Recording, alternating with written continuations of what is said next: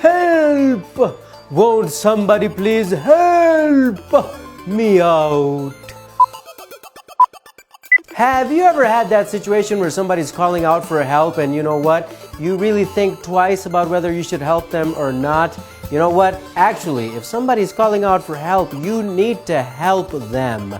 They are depending upon your help. As the Holy Prophet Muhammad, peace and blessings upon him and his holy household says, in a beautiful tradition, a person who hears the voice of a person who calls out to the Muslims for their help, but does not respond, is not a Muslim.